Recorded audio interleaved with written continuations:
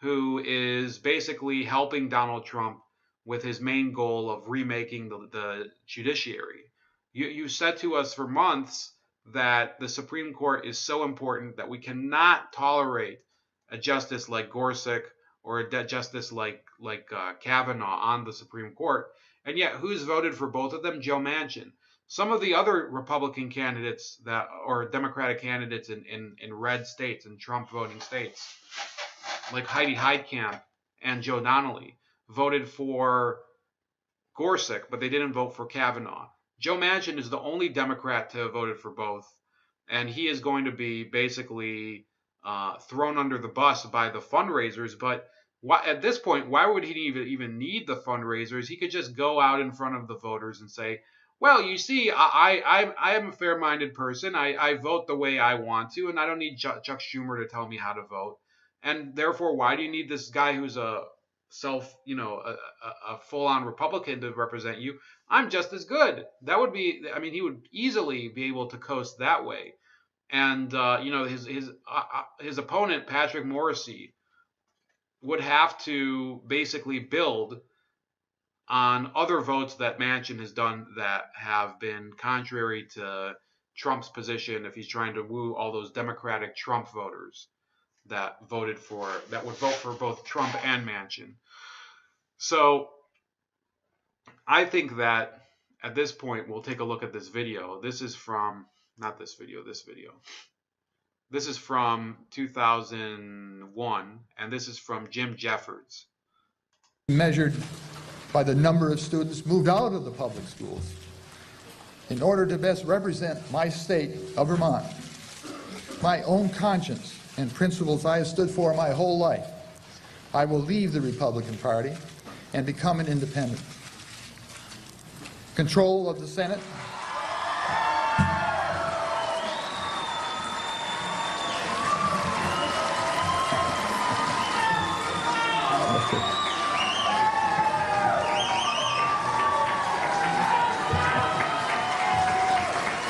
sorry for that.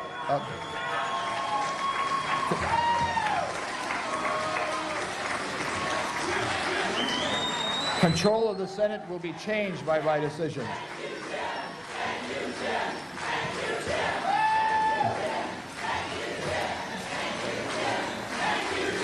I'm sorry for that interruption, but I understand it.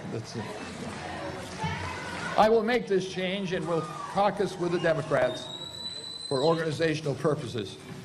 Once the conference report on the tax bill is sent to the President, I gave my word to the President that I would not intercept or try to intervene in the signing of that bill. My colleagues, many of them my friends for years, may find it difficult in their hearts to defriend me any longer. Many of my supporters will...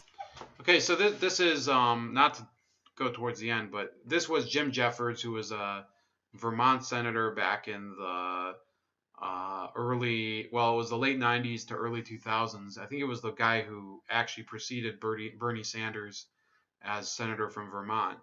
And he was originally a Republican, and he left the Republican Party due to certain budget disagreements with the Bush administration. And what he ended up doing was swinging the Senate from a Republican majority at the time, with Senator Trent Lott as the majority leader, to the Democratic majority with Senator Tom Daschle. And in reality, that didn't last very long, because I think the Republicans gained back the Senate with a special election and then later won the midterms in any case. But Joe Manchin has the option of ditching the Democratic Party, and it would probably establish him as one of the most powerful senators in Congress. And this is why Joe Manchin could be the big winner of this whole Kavanaugh fight. If you're talking about it being winners versus losers, the big losers would be Dianne Feinstein and Nancy Pelosi and people like Cory Booker and other members of that committee. Nancy Pelosi is not in the Senate, but she kind of looked like an idiot many times speaking about this whole matter. You would have there are a number of people who are on the Democratic side that have really lost a lot of credibility. The ones that voted no, that were in red states, Heitkamp, Claire McCaskill. You have also the guy, what's the guy's name? Joe Donnelly from Indiana. They have lost a lot of momentum because now they're being thought of as basically these. In Indiana, I cannot imagine that the smearing of Brett Kavanaugh, who is a Catholic, just like many Indiana residents and everything, and a lot of them are Notre Dame people, and he's all into this whole going to church thing that people tend to do. I think a lot of them will object to Joe Donnelly basically saying, well, I'm not going to vote for him. I think that basically what these people did, the red state Democrats that voted against him, is that they said it's more important that we continue to attract support from the Democratic base and from their donor base, which is, pro Planned Parenthood people and stuff like that, and people like that. They found that to be the key issue the entire time. Now, I'm not saying that's not important. I recognize that if you're a Democratic politician, that's a very important part of building your organization in order to win. It's not going to win you re-election in Indiana or in North Dakota, in my opinion. I would say that what they did will probably sink the election chances. It's in North Dakota, by the way. Heidi Heitkamp at the latest polls showed that let me see, she was really down pretty bad, and it's almost insurmountable. So this is Heidi Heitkamp, who is the current senator. Yes, she looks pretty red. And her opponent is this Kevin Cramer guy. And the Republicans had much more enthusiasm during the primaries than she did. And she was up against, she didn't have any significant opposition. And then now she's down by 12 points. Either 9 or 12 points based on two different polls. And the seat is already called a lean Republican one by even the Daily Kos, which is an extremely progressive source. So she is not going to win that race, in my opinion. The one in Indiana, I think, is a little more difficult to gauge. But after that, we'll go back to what I'm saying about Joe Manchin. So he is technically up, 2 points in one poll or 1 point in another. I think that in reality, he's going to lose the race. I don't think that this Joe Donnelly is going to succeed. And people are going to, and this is before the Kavanaugh vote. So he's going to really take it in the face as a result of what's going on with the Kavanaugh nomination, in my opinion. And you can dispute that. You can say whatever you want. What they did is a pretty big departure from the public opinion of their voters. And I think that if the Republicans are smart, they will actually run ads to the constituents in those states and get them motivated to take out their revenge on Joe Donnelly, take out their revenge on through the ballot box, against Heitkamp and Joe Donnelly. They'll say, well, does this really represent your view? Does it represent the way that you look at the system of criminal justice? No. Probably not.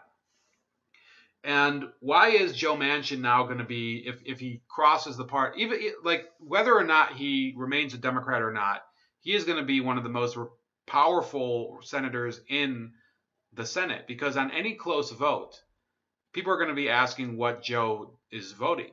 And if he goes independent, it's a further obstacle to the Democrats who have been, who he's been a member of from now on. If he becomes an independent, then basically any time, which is not going to be this year, by the way, I fully predict now that the Democrats have a very, very low chance of winning the Senate. It's almost an afterthought for me now. The House is still going to be difficult, but the Democrats are going to probably lose the Senate again and have an even larger margin of defeat, probably something like 54 to 46 all told, which would return it to the 2014 through 2016 levels. And then even if Manchin is reelected, he could jump the line and it would end up being 54 to 45 to 1.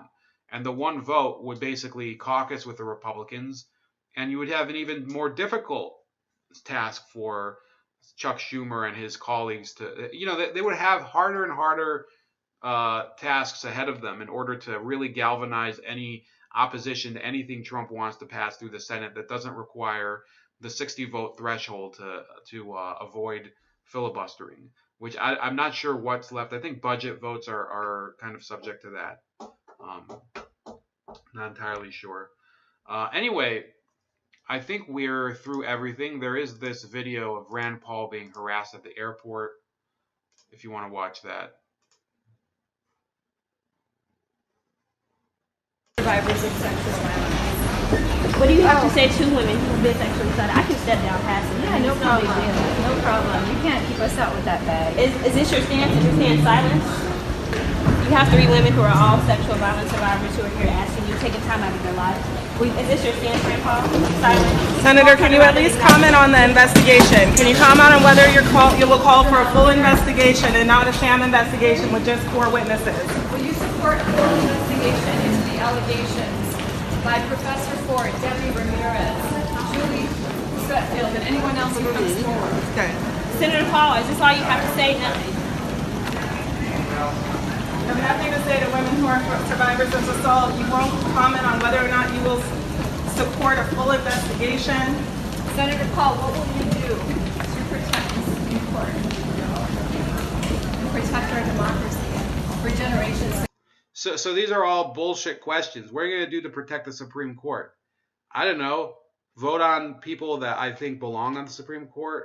Maybe exercise my own discretion as to which Supreme Court nominees comport to my views, not to your views. These people, remember, Rand Paul has basically curb stomped anybody who's run against him in Kentucky. So what do these people think that they're going to actually impact his votes? It's just ridiculous, and they're basically behaving like look at it this way. If I were to see Senator Booker in New Jersey and I was to harass him at the airport, it would probably have literally no impact on what he thinks. First of all, there's no way to know that these people live in Kentucky. And in my case, I of course don't live in New Jersey because I want to live like a human being and not like some sort of animal living in the trash. Second of all, you can already look at the polling. You can look at the people who write to you. You can look at the people that are consistently, communicating with your office all the time, and you can see basically what their views are. And the people that have supported Rand Paul, or to contrast Cory Booker, are completely different people. And Tom says, I think it's funny how they go after Rand. He's the most libertarian senator we have. I'll close with this, and thanks for Tom for tuning in. By the way, check out his channel as well. I don't think Arjun has a channel yet, but when he does, he'll let us know. The fact that they want to harass this person, who, by the way, we don't see any security detail around Rand Paul, even though he's been He's been assaulted at his home by a person, a neighbor, even though he was one of the targets of the James Hodgkinson assassination attempt last year at the baseball game. These people don't have any self-respect. You know, they should just leave him the fuck alone. Leave him the fuck alone. There are other senators who you should probably, maybe, what they didn't just do it to him. Let's be fair. They tried to do it to that John Kennedy guy, the one that looks like basically some sort of paperback puppet from Louisiana. I'm just saying he looks like that. I think he's actually pretty smart, but he is a little like grotesque looking. They basically tried to jump in his way and prevent him from walking into the Senate. It's stupid. It's ridiculous. It's not really political activism. It's actually just personal harassment of a person who, if you don't like him so much, vote for somebody else if you can. I don't think that this is going to change the minds of people from Kentucky. And I'm actually writing a long project now talking about how this type of messaging, it doesn't impact the people from rural areas of the country. Those people are not going to respond to this hysterical bullshit. Okay, those people, and I work with some of those people. I live in an urban area. They have different attitudes. Even if they might not have the same attitude across every rural area, whether it's in Oregon or in Wyoming or whatever, but they have more in common between them if you go around these states than they do with some asshole from Portland or some person from Lexington, which is basically the hipster mecca of Kentucky. So that's about it. I want to thank you guys for tuning in. I will try to upload a version of this or several segments of this to the Bold Like a Leopard channel, which does not have live streaming capability now. I hope you have a good Sunday, and I hope the Lions continue to beat the shit out of the Packers, which I've been following on my phone. But that's it. Please subscribe to this channel, like this video, share this video, subscribe to the other channel, Bold Like a Leopard, and comment when it uploads. And take it easy, guys. Well, you're friends with the fancy